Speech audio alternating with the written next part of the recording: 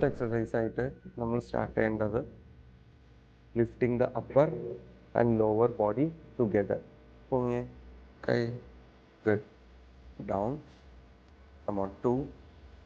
ഇനി നമ്മൾ ബാക്കിലത്തെ ഗ്ലൂട്ട് മസിൽസിന് സ്ട്രെങ്ത് വരാനുള്ള എക്സസൈസ് ആണ്. ഇതിനെ പൊതുവെ ബ്രിഡ്ജിങ് എന്നാണ് പറയുന്നത്. ഈ ബ്രിഡ്ജിങ് എക്സസൈസസ് ചെയ്യുമ്പോൾ ബാക്കും ഫ്രണ്ടും പ്രോപ്പറായിട്ട് ബാലൻസ് ചെയ്ത് സ്ട്രെങ്ത് കിട്ടും നമുക്ക്. അതിനു വേണ്ടി ചെയ്യേണ്ടത് 2 മുട്ടും മടക്കുക.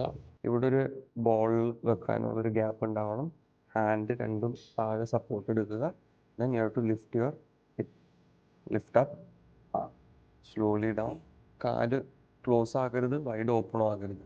ഒരു കൈയുടെ അളവിൽ ഗ്യാപ്പ് ഉണ്ടാവും.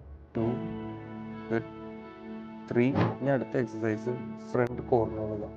നമ്മൾ ബാക്കിന് എപ്പോഴും എക്സസൈസ് ചെയ്താലും ജസ്റ്റ് ബാക്ക് എക്സസൈസ് മാത്രമല്ല ഫ്രണ്ട് എക്സസൈസും ചെയ്യണം. നമ്മുടെ എൻറ്റയർ 360 എന്ന് പറയുന്നതാണ് കോർ. ഇത് മൊത്തമായിട്ട് നമ്മൾ കവർ ചെയ്യുകയാണെങ്കിൽ മാത്രമാണ് ബാക്ക് പെയിൻ കംപ്ലീറ്റ് ആയിട്ട് റിക്കവർ ആകുള്ളൂ.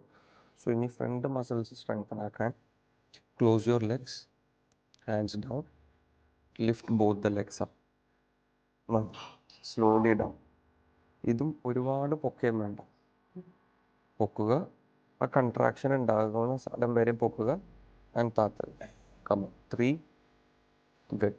ഈ സെറ്റ്സ് ഓഫ് എക്സസൈസ് ആണ് നമ്മൾ ബാക്ക് പെയിന് ചെയ്യേണ്ടത്. നമ്മൾ ബാക്ക് പെയിന് ചെയ്യുമ്പോൾ ഓരോ എക്സസൈസും ഇൻഡിവിജ്വൽ മസിൽസിന് വേണ്ടി നമ്മൾ ഫോക്കസ് ചെയ്യേണ്ടതാണ്. അപ്പോൾ ഓവറോൾ ആയിട്ട് ഇങ്ങനെ എക്സസൈസ് ചെയ്താൽ മാത്രമാണ് കംപ്ലീറ്റ് 360യിൽ നിങ്ങൾക്ക് ബാക്ക് പെയിന് പ്രൊട്ടക്ഷൻ കിട്ടും. ഇത് മുമ്പിൽ ഇങ്ങനെ ഇതിൻ്റെ വെയിറ്റ് മുമ്പിലെ വൻ്റെ ബാക്ക് മസിൽസിനാണ് നമ്മൾ വർക്കൗട്ട് ചെയ്യുന്നത്. ഓക്കെ, കുനിഞ്ഞു, വളയരുത്. Good, get up, come 2, good,